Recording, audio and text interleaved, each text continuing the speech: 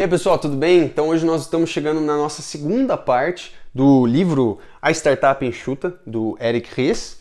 E basicamente aqui ele está falando do maior percalço que as startups enfrentam, né? E é disso que a gente vai falar nesse vídeo. Antes eu gostaria de te lembrar que existe a parte número 1 dessa série aqui, que eu recomendo que você assista. E a gente vai recapitular basicamente o conceito básico, né, bem importante sobre tudo isso, que é justamente como que ele define startup. Ele define startup como um conjunto de pessoas, uma organização de pessoas, que esteja tratando de uma ideia altamente inovadora, né, e que tenha um alto grau de risco. E, portanto, a startup ela pode estar em praticamente qualquer lugar, qualquer organização, né? Pode estar dentro de uma empresa, uma startup, uma ONG, dentro da tua casa, enfim, não importa. Porque como ele define de uma maneira muito ampla, sempre que a gente estiver tratando de inovação e risco, a gente pode aplicar esses conceitos aqui, certo? Então, esse segundo capítulo, ele fala desse problema, mas ele também traz um modelo mental para que a gente possa interpretar os avanços dessa nossa startup, né? E qual que é o maior risco que ele trata aqui? É justamente o risco da suposição. Que ele é um risco, mas ele também é uma característica inerente desse tipo de empreendimento, né? Porque o que acontece? Quando a gente tem uma startup que tem alto grau de inovação e muito risco, às vezes a gente não tem todos os dados necessários, como, sei lá, se a gente comparar, por exemplo, uma empresa como a Toyota, ou uma Ford da vida, ou sei lá, uma Fiat, são empresas gigantes que têm uma penetração na sociedade muito ampla. Eles têm muitos clientes, eles têm como extrair dados de histórico, né, de produtos passados, eles têm, sei lá, muitas pessoas dando opinião sobre isso, então eles conseguem ter uma ideia um pouco melhor, né, do que funciona, o que não funciona, eles conseguem fazer rapidamente pesquisas de mercado, enfim. Agora, quando a gente está falando de uma startup que começou ontem, né? Tipo, por exemplo, se eu tivesse uma startup, comecei ontem, quero vender alguma coisa, cara, eu não tenho nenhum cliente ainda. E talvez a minha startup ela seja tão inovadora que eu não consigo nem comparar direito com nada e eu não consigo saber se aquilo funciona ou não funciona. Então, esse alto grau de inovação traz a necessidade da gente fazer essas suposições. Então, por exemplo, eu suponho que vender músicas online funciona, né? Isso é o caso, por exemplo, da Napster,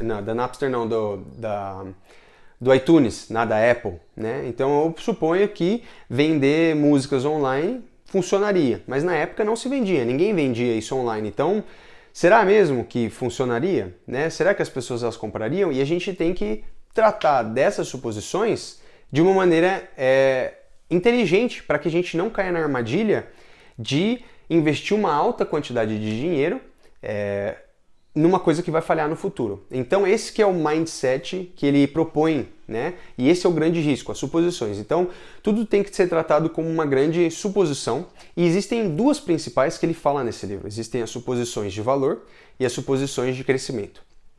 As suposições de valor são aquelas que dizem quanto ao que o produto ou serviço que você está propondo vai agregar para o cliente. Então, se eu estou propondo, que nem eu falei ali, um serviço de vendas de música, será que isso vai trazer a satisfação que eu espero para o meu cliente? Será que eles vão ficar contentes o suficiente comprando músicas online? Será que eles vão realmente sentir que aquilo trouxe para eles um benefício? E o segundo é o de crescimento. A suposição de crescimento diz o seguinte: como é que será que essas pessoas, será que elas vão compartilhar mesmo tudo isso com os amigos? Eles vão conseguir trazer mais pessoas para essa plataforma? Será que as metodologias de marketing, de tráfego que eu estou implementando, elas vão ter sucesso da maneira que eu acredito? Eu vou conseguir escalar esse meu produto de uma maneira consistente como eu estou esperando? Então, essas duas suposições são as principais que precisam ser testadas. E para ilustrar isso, eu vou aqui trazer um exemplo que ele traz no próprio livro, que é a da Zappos, né? Que eu achei um exemplo muito legal. Eu acho que ele destila muito bem o que precisa ser feito, né? Ele deixa muito bem ilustrado como que esses experimentos eles precisam ser validados, como essas suposições elas precisam ser validadas.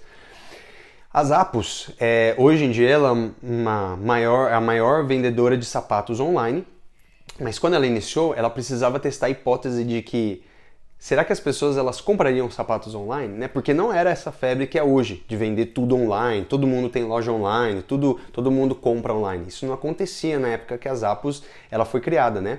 Então ele precisava testar essa hipótese. Como que ele fez isso? Ele não fez porque tem dois caminhos aí, né? Existia o caminho hiper complexo, que seria, começar já a pensar em logística, em galpão, em fornecedores, em como fazer para transitar isso de um cliente para o outro, como lidar com as devoluções, como fazer para, sei lá, botar um site, quais servidores comprar. Esse é o caminho complexo, que é geralmente o que as empresas fazem, né? Ver o custo, ver quanto que custaria, ver como que essa ideia gigantesca ela viria a acontecer e quanto que custaria isso. E ele escolheu um outro caminho, que foi o caminho mais genial, assim, que para mim abriu muitas portas na minha mente. Ele fez o seguinte, ele falou, bom, eu preciso testar a hipótese de se as pessoas elas comprariam isso online ou não. Como que eu posso fazer isso de maneira barata e simples? Ele foi em pequenas lojas que vendiam sapatos e falou assim, cara, posso tirar fotos de alguns sapatos teus, colocar na internet, e se eu conseguir vender, eu venho aqui e compro esses sapatos de você? Aí o cara falou assim, beleza. Aí ele foi lá, tirou algumas fotos dos sapatos e colocou online. Com essa ideia brilhante e simples, ele conseguiu testar se existia uma demanda para pessoas comprarem sapatos online. E aí ele conseguiu validar a hipótese dele e a partir daí ele falou assim, existe uma demanda, agora sim eu vou fazer o meu investimento, agora sim eu vou colocar energias em ver fornecedor, em ver logística, galpões, blá blá blá. Então, ele trouxe a ideia gigante, mirabolante dele para algo muito simples, muito pequeno, muito compacto. E ele criou o que eu estou chamando aqui, não é do livro isso, eu estou chamando de um mínimo experimento viável. Né? Ele conseguiu pegar a experimentação, né, destilar a ideia dele em um pequeno experimento para ver se existe uma demanda. E para mim essa é a maior sacada desse capítulo aqui que a gente está vendo. Né? Esse é o mindset que precisa ter um empreendedor que está tratando com essas startups. É como validar essas hipóteses e como testá-las de uma maneira muito barata, simples e rápida para eu poder continuar avançando, né? Porque ele fala no livro, a startup enxuta, existem dois conceitos. Esse primeiro que eu falei das APOS, de fazer tudo, do galpão, levantar todos os custos, fazer esse planejamento enorme, é como se fosse o lançamento de um foguete. Você precisa ter uma alta complexidade, ter tudo calculado, ter tudo bem alinhado antes de você fazer o lançamento. E uma vez que você fez o lançamento, meu irmão, é aquilo que você fez. Se deu errado, se explodiu, cara, você gastou toda a tua energia, todo o teu dinheiro daquela maneira e não tem muito como mudar, né? Agora, o outro conceito, que é esse simples, é como se fosse um carro. Então, ele engatou a primeira marcha, viu se estava indo certo, tentou ir para uma direção. Viu que vai bater num poste? Cara, ele virou um pouco o guidão, testou outra direção, e aos pouquinhos, se ele vai precisando acelerar, ele vai aumentando a marcha, se precisar parar, ele para, se precisar dar ré, ele dá. Então, esse conceito da startup enxuta, ele se comporta muito mais como um carro, ele é análogo a um carro, onde você pode testar os conceitos rápidos, pode pivotar rapidamente, pode fazer um teste ou outro, acelerar um pouco mais, acelerar um pouco menos, fazer às vezes 2 testes ao mesmo tempo, e aos poucos você consegue ir validando essas hipóteses e validando as suas ideias, para que você chegue no melhor resultado, né, o mais rápido possível, ao invés de gastar toda essa estrutura, todo esse planejamento, que é justamente o conceito que as empresas têm, né, de fazer todo um planejamento, deixar tudo afinadinho no papel, com todos os orçamentos antes de começar qualquer coisa. Não, vamos começar alguma coisa já, testar alguma coisa já, e eu acho que esse conceito, para mim, ele abriu muitas, né, minha cabeça agora, toda hora que eu fico pensando nesse conceito que eu li no livro, eu fico pensando, como é que eu poderia testar aquela ideia que eu tinha, aquela outra ideia que eu tinha, né, e é um negócio que acaba sendo até muito mais empolgante, né, porque você tem resultados instantâneos. Você consegue diminuir uma ideia a pouquinho, testar com um pequeno grupo e ver, funcionou? Cara, então vamos investir mais aqui, né? É como se fosse uma bola de neves. Você coloca um pouquinho, deu certo, então vamos continuar rolando.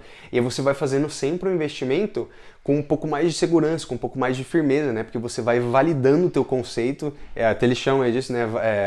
Aprendizagens validadas. Então, aos pouquinhos você vai validando o teu aprendizado, os teus conceitos, e isso vai te dando uma força, uma energia muito maior para você investir, uma segurança do que o outro jeito. O outro jeito é tudo muito grande, muito mirabolante, e por mais que seja planejado, cara, quando a gente trata de inovação, a gente sabe que as coisas elas acontecem cada hora de um jeito, né? Então, enfim, eu achei esse segundo capítulo muito legal, porque ele trouxe esses conceitos, essa nova visão de como olhar esses problemas de inovação. E eu queria saber a tua opinião, o que você achou? Você achou isso uma coisa bacana? Alguma vez você já praticou isso dentro da tua empresa, do teu empreendimento? Se sim, deixa aí nos comentários, eu queria ouvir um pouco das experiências de vocês, porque tudo isso para mim é novo também, eu tô aprendendo junto com o livro, junto com vocês, e se vocês tiverem experiências, me contem que eu quero enriquecer também o meu aprendizado, tá? Agradeço a companhia de vocês, não esqueçam de conferir esse outro vídeo que eu deixei aqui para vocês, até uma próxima e nos vemos!